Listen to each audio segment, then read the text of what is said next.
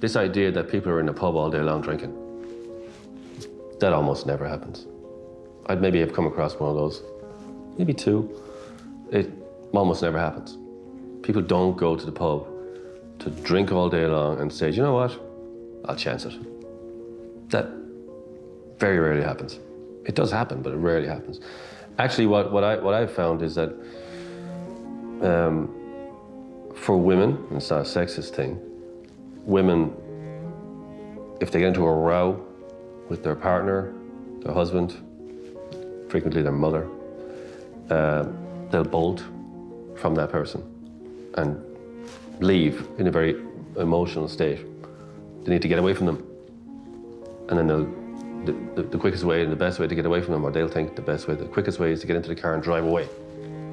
And they might come to a checkpoint. And next thing, they've been drinking and they get arrested. That's actually a major contributor to drink driving, especially amongst women in this country. It's not really spoken about.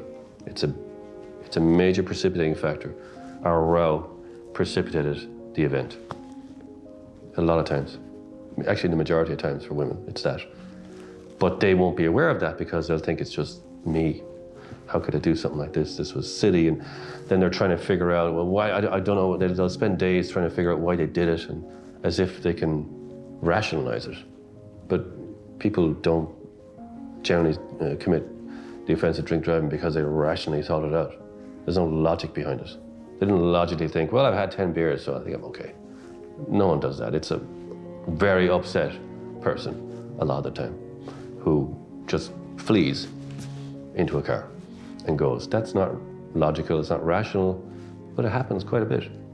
And I think that I had one woman said to me one time, because I had explained to her that this is generally what I find with women, that this is a precipitating factor. And she said, that happened to me. And she said that, menopausal women should be told about this. Don't do it, don't get into the car if you had a row. But she didn't know about that this is a trend, what I've seen it.